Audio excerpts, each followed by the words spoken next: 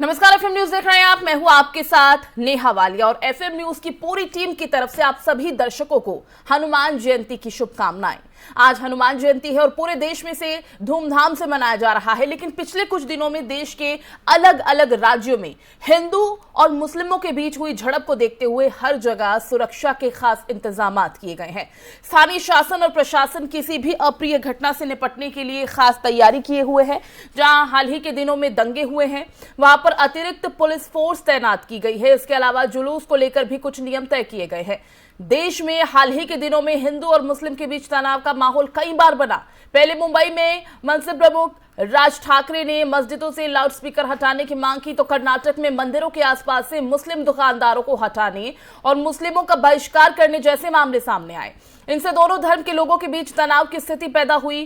तनाव की स्थिति के बीच दोनों समुदाय के लोग कई बार एक दूसरे के सामने भी आ गए। बात चाहे राजस्थान के करौली की हो, बेंगलुरु की हो या फिर मध्य प्रदेश के खरगोन की हो, हर जगह स्थिति को कंट्रोल करने में प्रशासन को काफी ज्यादा चुनौती का सामना करना पड़ा। रामनवमी पर जुलूस के दौरान हुई झड़प और बाद में उसके दंगों के रूप में बदल जाने से राज्य सरकार अलर्ट है। आज हनुमान जयंती पर हालात बिगड़ने की आशंका को देखते हुए उसने भोपाल में हाई अलर्ट जारी किया है। यहाँ हनुमान जयंती पर जुलूस को लेकर खास शर्तें रखी गई हैं। इन शर्तों के मुताबिक कोई भी समिति प्रशासन की अनुमति के बिना जुलूस नहीं निकाल सकेगी। वहीं जुलूस निकालने वाले आयोजकों को पुलिस की 16 शर्तों का पालन करना होगा। और इसी बीच आपको बता दें कि आज हनुमान जयंती है और देश के कई हिस्सों में हनुमान जयंती के इस पर्व को बेहद ही धूमधाम से मनाया जाता है। बात भोपाल की करें तो यहां पर जुलूस के लिए कई शर्तें हैं जिसका पालन करना होगा। और इससे पर ज्यादा जानकारी के लिए हमारे संवाददाता का रुख कर लेते हैं। अजीत कुमार दिल्ली से इस वक्त हैं हमारे साथ। अजीत, देश भर में अलग अलग हिस्सों में अलग अलग जगहों में आज हनुमान जयंती मनाई जा रही है। बात अगर हम दिल्ली की करें तो दिल्ली में इस वक्त मंदिरों में कैसा नजारा देखने को मिल रहा है हनुमान भक्तों के लिए? जी यहाँ बताना चाहूंगा, आज देश भर में हनुमान जयंती का महोत्सव मनाया जा रहा है। तो ऐसे में राजधानी दिल्ली में भी हर मंदिरों में भक्तों का नजारा देखने को मिला। भक्तों का तांता लगा हुआ है। सुबह से ही भक्त जो है हनुमान जी की पूजा करने के लिए मंदिरों पर पहुंच रहे हैं, पूजा अर्चना कर रहे हैं, क्योंकि जो मान्यता के अनुसार जो भी पूजा है, जो अपनी मान्यता, वो उसके लिए पहुंच रहे हैं। और बड़ी संख्या में भक्त मंदिरों में जाकर दर्शन कर रहे हैं ताकि आज के दिन की शुरुआत हनुमान जयंती के साथ की जाए। जी नहीं, तो किस तरह की आप भीड़ देख पा रहे हैं? क्योंकि अगर हम इस वक्त दिल्ली का जिक्र कर रहे हैं तो दिल्ली में इस वक्त एक चिंता का विषय ये भी बना हुआ है कि कोरोना के मामले बढ़ने लगे हैं। उस लिहाज से कितनी भीड़ आप देख पा रहे हैं मंदिरों में? जी बिल्कुल बताना चाहूंगा, जिस तरीके से दिल्ली में भले ही कोरोना की थोड़ी सी दस्तक जरूर है, लेकिन फिर भी भक्तों के अंदर जो उत्साह है वो कम नहीं हुआ। मेरे पीछे जो मंदिर है, आप मैं दिखाऊं, अपने कैमरामैन को बोलूंगा, देखिए अभी भी आप देख सकते हैं यहाँ पे अंदर जो भक्तों की जो भीड़ है वो लगी है। लोग आ रहे हैं, पूजा अर्चना कर रहे हैं। मतलब उनमें भले ही कोरोना दस्तक दे रहा हो, लेकिन दिल्ली में जो भक्तों के अंदर जो जोश और उत्साह है वो कम नजर नहीं आ रहा है। ये तस्वीरें आप देख रहे हैं हनुमान मंदिर की है, जहाँ पे लोग आए हुए हैं और ये पूजा अर्चना कर रहे हैं अपनी श्रद्धा के अनुसार, ताकि दिन की जो शुरुआत है वो इनकी पूजा के साथ हो, उसके बाद बाकी के ये काम अपने कर सके। हम इनसे बात भी करने की कोशिश करेंगे, जानेंगे कि आज जो आए हैं क्या मान्यता है। क्या नाम है आपका? मेरा नाम जोगला। आज आप आए हैं, सुबह की शुरुआत मंदिर से करें, हनुमान जयंती है, क्या मान्यता और क्या कहेंगे? देखो, हनुमान जयंती पे तो बहुत मान्यता है बजरंगबली की, और मंदिर में कोई आता नहीं है। तो हर तरीके से कोई व्यवस्था नहीं है। तो मतलब कुल मिलाकर के लोग आ रहे हैं, अपनी पूजा अर्चना कर रहे हैं श्रद्धा के अनुसार। शुरुआत जो है आज के दिन हनुमान जयंती है तो हनुमान की पूजा से ही कर रहे हैं ताकि उनका दिन और बेहतर जाए। जी नहीं, ठीक है। जिस मंदिर में आप खड़े हैं इस वक्त हम देख पा रहे हैं कि लोग यहाँ पर पहुंच रहे हैं काफी संख्या में, और क्योंकि एक भक्ति भाव है लोगों के मन में और उस भक्ति भाव को हम देख भी पा रहे हैं तस्वीरों में। इस मंदिर की मान्यता हम आपसे जानना चाहेंगे। मैं बताना चाहूंगा, ये विशेष रूप से हनुमान मंदिर है। यहाँ पे ये बाहर आपको जैसा दिखाया, हनुमान मंदिर के नाम से ही फेमस है। यहाँ पे लोग दूर दूर से आते हैं, पूजा अर्चना करते हैं। ऐसा कहा जाता है कि जो भी अपने मन में ये लोग लेकर के आते हैं, यहाँ पर उनकी मनोकामना पूरी होती है। और इसी का शायद नतीजा है कि लोग यहाँ सुबह से ही आज यहाँ पे दर्शन करने के लिए पहुंच रहे हैं। भले ही जैसा कि आपने कहा कि कोरोना धीरे धीरे दिल्ली में भी दस्तक दे रहा है, लेकिन बावजूद उसके लोगों के अंदर जो उत्साह है वो इनके मंदिर में पहुंचने से साफ दिख रहा है कि जोश और उत्साह लोगों के अंदर कम होता नजर नहीं आ रहा है। अजीत, क्योंकि मैं जो लोग जितने भी आपके पीछे देख पा रही हूँ, मैं ये जरूर देख पा रही हूँ कि किसी ने भी मास्क नहीं पहना हुआ है, क्योंकि अब धीरे धीरे कंपल्सरी किया जा रहा है मास्क, जिस तरह से एक बार फिर रफ्तार पकड़ रहा है कोरोना। तो ऐसे में किसी तरह के कोरोना प्रोटोकॉल्स को फॉलो लोग यहाँ पर कर रहे हैं, या मंदिर की तरफ से, मंदिर प्रशासन की तरफ से किसी तरह के नियम जो है वो तय किए गए हैं भक्तों के लिए?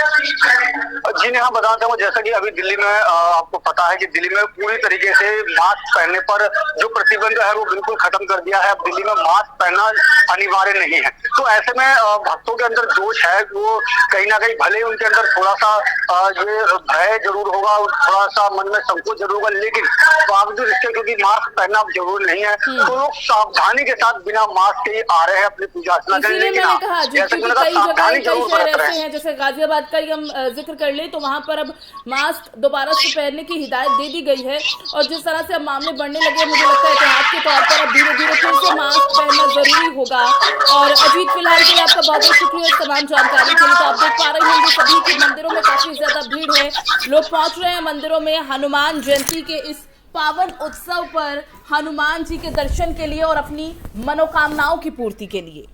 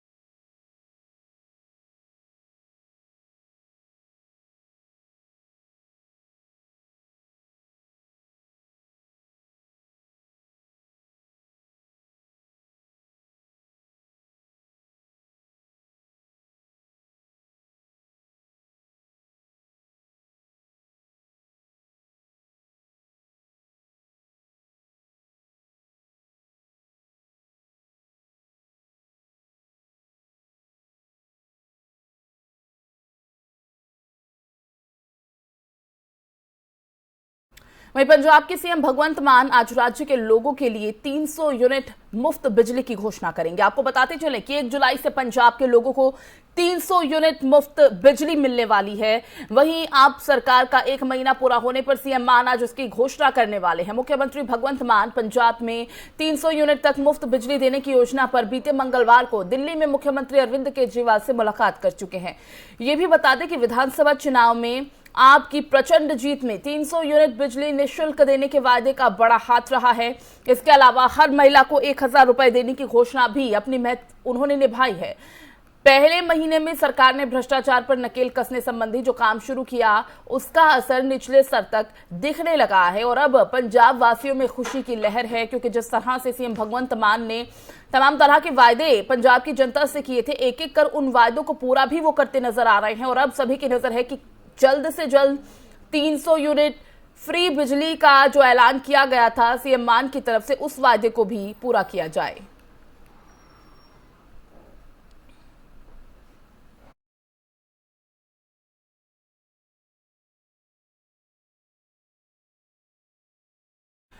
बढ़ते आगे बात करेंगे कश्मीर घाटी की, जहां पर बीती शाम को आतंकवादियों की कायराना हरकत सामने आई है। बताते चले कि आतंकवादियों ने बारामूला जिले के गोशबुक इलाके में निर्दलीय सरपंच मंजूर अहमद पर गोलियां चलाई थी, जिससे सरपंच गंभीर रूप से घायल हो गए थे। जिसके बाद सरपंच को तुरंत अस्पताल ले जाया गया, जहां इलाज के दौरान सरपंच ने दम तोड़ दिया। जानकारी के मुताबिक बताया जा रहा है कि मृतक सरपंच मंजूर अहमद बीजेपी समर्थक थे, जिनकी आतंकियों ने हत्या कर दी, जिसके बाद इलाके में हड़कंप मच गया है। घटना की जानकारी होने पर पुलिस और अन्य एजेंसीज ने जो जवान हैं उनके वो मौके पर पहुंचे। उन्होंने आतंकियों की तलाश शुरू कर दी है। पूरे इलाके को सुरक्षा बलों ने घेर लिया है, लेकिन अब तक कोई भी आतंकी पकड़ा नहीं गया है। बताते चले कि इससे पहले आतंकवादियों ने बुधवार को कुलगाम जिले में स्थानीय सतीश सिंह की हत्या कर दी थी। अधिकारियों ने बताया कि आतंकवादियों ने आम नागरिकों पर हमले गत 2 सप्ताह में बढ़ा दिए हैं। इस मामले पर पुलिस प्रवक्ता ने बताया कि सरपंच की हत्या के मामले में कानून के संबंधित धाराओं के तहत मामला दर्ज किया गया है। आगे उन्होंने ये भी बताया कि मामले की जांच बढ़ रही है। अधिकारी इस आतंकी अपराध की परिस्थिति को स्थापित करने के लिए लगातार काम कर रहे हैं। पूरे इलाके को घेर लिया गया है और तलाशी अभियान जारी है। इस बीच उपराज्यपाल मनोज सिन्हा और राजनीतिक पार्टियों ने इस हत्या की निंदा की है। उपराज्यपाल सिन्हा ने कहा, मैं सरपंच मंजूर अहमद बांगरू पर हुए हमले की कड़ी निंदा करता हूं। इस घृणित कृत्य करने के दोषियों को दंडित किया जाएगा। मेरी संवेदनाएं शोक की घड़ी में पीड़ित परिवार के साथ हैं। वहीं नेशनल कॉन्फ्रेंस के नेता उमर अब्दुल्ला ने भी इस मामले पर ट्वीट करते हुए लिखा कि एक और टारगेटेड किलिंग, एक और परिवार इस शाम शोक मना रहा है। ये खत्म नहीं होने वाला। हिंसा का चक्र दिल को तोड़ने वाला है। मेरी संवेदनाएं मंजूर बांगरू के परिवार के साथ हैं। इसी खबर पर ज्यादा जानकारी के लिए हमारे संवाददाता निसार का रुख कर लेते हैं। जम्मू से इस वक्त हमारे साथ है निसार। इस खबर पर अभी तक क्या जानकारी मिल पा रही है? जिन आतंकियों ने इस कायराना हरकत को अंजाम दिया है, क्या उनका अभी तक कुछ पता चल पाया? कोई आतंकी अभी तक गिरफ्तार किया जा चुका है या नहीं? जी देखिए नेहा, मैं आपको पूरी तरह से डिटेल के साथ बताना चाहूंगा कि जिस तरह से पिछले 1-2 हफ्तों से खासकर जो माह मुकद्दस रमजान का महीना चल रहा है, तो यहाँ पे काफी सिविलियन किलिंग्स हो रही है, जिसमें जो माइनॉरिटी से ताल्लुक रखते हैं वो भी, और जो मेजॉरिटी जो मुस्लिम अक्सरियत यहाँ कश्मीर में है, तो उनको भी टारगेट बनाया जा रहा है। खासकर उन वर्कर्स को जो किसी न किसी तरह से चाहे बीजेपी के साथ मुंसलिक है, चाहे नेशनल कॉन्फ्रेंस के साथ मुंसलिक है। तो कहने का मतलब यह है किसी न किसी सियासी पार्टी से उनकी जो मुंसलिक है वही उसी को मद्देनजर रखते हुए जो यहाँ की मिलिटेंट ऑर्गेनाइजेशन है उनको निशाना बनाने की कोशिश कर रहे हैं। तो इसी तरह से जो नॉर्थ कश्मीर में हाल ही में एक सरपंच जो जिसका ताल्लुक बीजेपी तंजीम से था, तो उसको कल शाम के 7 बजे के करीब टारगेट बनाया गया, जो मौके पर ही जिसके सर पे गोलियां लगी, तो वो मौके पर ही अपनी जिंदगी की जंग हार गया है। तो जिस तरह से अब ये यहाँ पे आम शहरों की जो हलाकतें हो रही है, तो किसी न किसी तरह से यहाँ पे मुख्तलिफ जो सियासी जमातें हैं उनके भी स्टेटमेंट्स आ रहे हैं। मनोज सिन्हा की तरफ से भी जो स्टेटमेंट्स आए हैं, तो काफी इस पे काफी हैरानगी जाहिर की है सभी सियासी जमातों के साथ साथ यहाँ के लेफ्टिनेंट गवर्नर ने भी। जी लेकिन निसार, अब ये चिंता का विषय इसलिए भी बनता जा रहा है क्योंकि जो आतंकी हैं अब वो धीरे धीरे इस वारदात को अंजाम देने के लिए, या फिर कहें कि जिस तरह से आम नागरिकों को शिकार बनाया जा रहा है, वो वारदातें बढ़ने लगी हैं। एक बड़ा चिंता का विषय है ये घाटी में। जी देखिए, अव्वल से ऐसा सिलसिला चलता आया है और ये अभी थमने का नाम नहीं ले रहा है कि जिस तरह से अब सिविलियन किलिंग्स यहाँ पे हो रही है, तो एक सिक्योरिटी एजेंसीज के लिए, यहाँ की इंतजामिया के लिए काफी चैलेंज बना है और एक चैलेंज है इनके सामने कि आखिर इस सूरत हाल को किस तरह से काबू किया जाए। जी ठीक है, बहुत बहुत शुक्रिया निसार इस तमाम जानकारी के लिए आपकी। तो आपको बता दें कि आतंकियों की तलाश लगातार जारी है और ऐसा पहली बार नहीं हुआ है। पिछले 2 सप्ताह की बात करें तो इस तरह के मामलों में इजाफा हो रहा है। आम नागरिकों को शिकार बनाया जा रहा है। आतंकी लगातार इन कोशिशों में है कि किस तरह से घाटी में एक बार फिर डर का साया हो।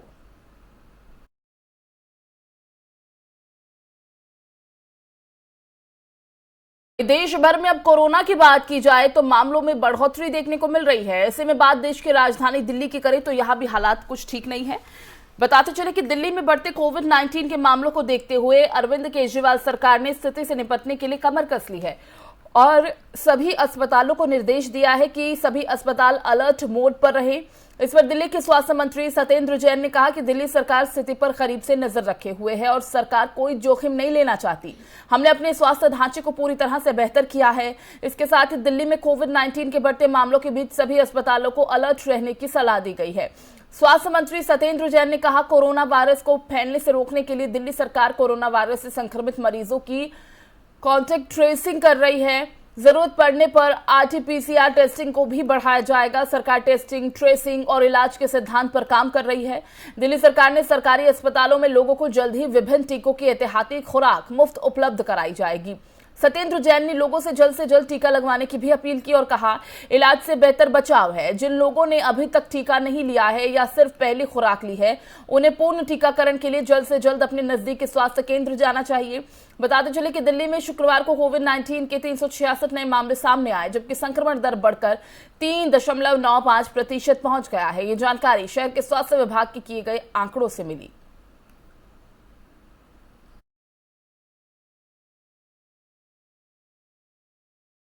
उधर मुंबई के माटुंगा स्टेशन पर बीती देर रात करीब 11,005 यानी 11005 दादर पुडुचेरी एक्सप्रेस के 3 डिब्बे पटरी से उतर गए। ये जानकारी मध्य रेल के एक अधिकारी ने दी। अधिकारी ने बताया कि यह घटना ट्रेन के दादर टर्मिनल से पुडुचेरी के लिए रवाना होने के बाद रात करीब 9:45 बजे हुई।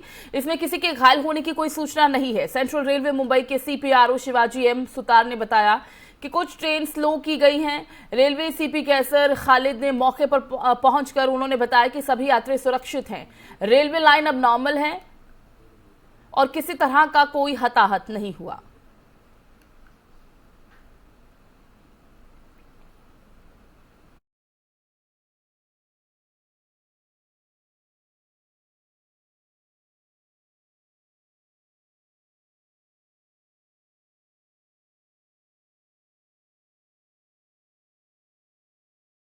देखिए, इसमें जो ट्रेन है 11005 दादर से पुडुचेरी जाने वाली ट्रेन लगभग 9:45 के आसपास इसके 3 कोचेज जो है माटुंगा स्टेशन के पास डिरेल होने की जो है हमें इंफॉर्मेशन मिली।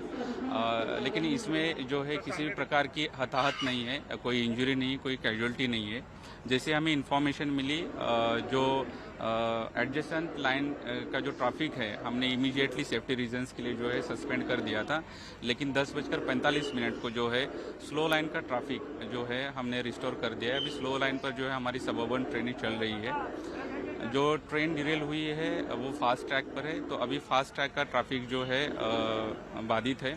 इसमें हमारी कोशिश यही रहेगी कि जो 3 कोचेस डिरेल हुए हैं उसे जल्दी से जल्दी हम रिस्टोर करें, रिरेल करें और फास्ट लाइन का जो ट्रैफिक है हम जो है जल्दी से जल्दी। और उधर पाकिस्तान के प्रधानमंत्री शहबाज शरीफ ने प्रधानमंत्री इमरान खान पर दुबई में 14 करोड़ रुपए के हीरे के आभूषण समेत मूल्यवान तोशखाना उपहार बेचकर राष्ट्रीय खजाने को नुकसान पहुंचाने का आरोप लगाया है। देश के कानून के मुताबिक विदेशी राष्ट्र के गणमान्य व्यक्तियों से प्राप्त किसी भी उपहार को देश के तोशखाना में रखना चाहिए। जियो न्यूज की खबर के मुताबिक यहां प्रधानमंत्री आवास पर बृहस्पतिवार को इफ्तार दावत के लिए आमंत्रित पत्रकारों के साथ बैठक के दौरान शहबाज ने यह दावा किया। उन्होंने कहा, मैं पुष्टि कर सकता हूं कि इमरान खान ने तोशखाना से उपहार लिए और उन्हें दुबई में 14 करोड़ रुपए में बेचा। मूल्यवान उपहारों में हीरे के आभूषण, कंगन, घड़ियां और सेट शामिल है। शहबाज ने कहा कि उन्हें भी एक बार एक घड़ी मिली थी जिसे उन्होंने तोशखाना में जमा करा दिया था। नवनिर्वाचित प्रधानमंत्री ने कहा, मुझे कुछ छिपाने की जरूरत नहीं है। खान के नेतृत्व वाली पाकिस्तान तहरीक ए इंसाफ सरकार तोशखाना से रखे गए उपहारों के बारे में विवरण साझा करने से हिचक रही थी। खान के खिलाफ संघीय जांच एजेंसी द्वारा तोशखाना से कीमती हार बेचने, राष्ट्रीय खजाने को नुकसान पहुंचाने के लिए एक जांच शुरू की गई है। खबर में कहा गया है कि हार लाहौर में एक जौहरी को प्रवासी पाकिस्तानियों और मानव संसाधन विकास के लिए प्रधानमंत्री के पूर्व विशेष सहायक जुल्फी बुखारी के माध्यम से 18 करोड़ रुपए में बेचा गया था, जबकि उस राशि का सिर्फ एक अंश तोशखाना को दिया गया था।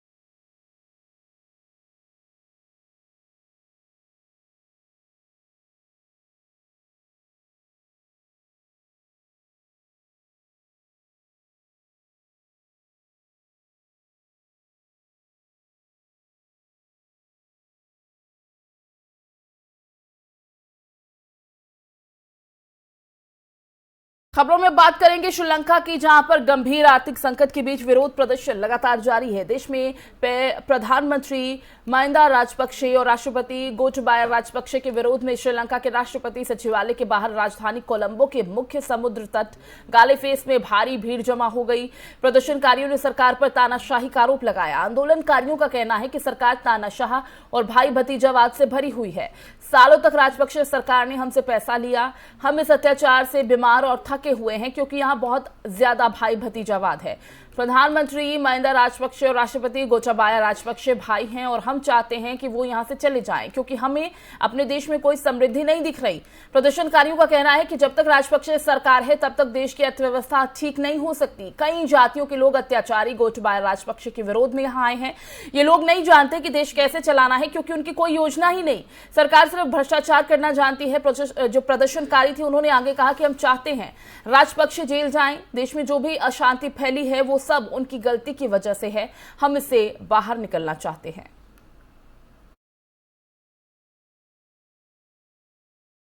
रूस यूक्रेन युद्ध का आज 52वां दिन है। रूस के हमलों से यूक्रेन का शहर पूरी तरह तबाह हो गया है और सैकड़ों लोगों की जान जा चुकी है। ये युद्ध अब भी रुकने का नाम नहीं ले रहा। वहीं यूक्रेन के राष्ट्रपति जेलेंस्की ने दुनिया को चेतावनी देते हुए कहा कि रूस युद्ध में परमाणु हथियारों का इस्तेमाल कर सकता है, जिसके लिए पूरी दुनिया को तैयार रहना चाहिए। वहीं यूक्रेन के राष्ट्रपति जेलेंस्की ने शुक्रवार को कहा कि दुनिया के सभी देशों को इस संभावना के लिए तैयार रहना चाहिए कि रूसी राष्ट्रपति व्लादिमीर पुतिन यूक्रेन युद्ध में परमाणु हथियारों का इस्तेमाल कर सकते हैं। जेलेंस्की ने कहा पुतिन परमाणु या रासायनिक हथियारों की ओर रुख कर सकता है। उन्होंने कहा कि यूक्रेन के लोगों का जीवन पुतिन के लिए महत्व नहीं रखता। जेलेंस्की ने अपनी बात पर जोर देने के लिए अंग्रेजी में स्विच करते हुए कहा केवल मुझे ही नहीं पूरी दुनिया को, सभी देशों को चिंतित होना चाहिए क्योंकि ये वास्तविक जानकारी नहीं हो सकती लेकिन ये सच हो सकता है। वहीं यूक्रेन के अधिकारियों ने दावा करते हुए कहा कि अगले कुछ दिनों में रूस यूक्रेन के पूर्वी यूक्रेन में डोनेत्स्क, लुहांस्क और खार्किव क्षेत्रों पर अपना हमला करने वाला है।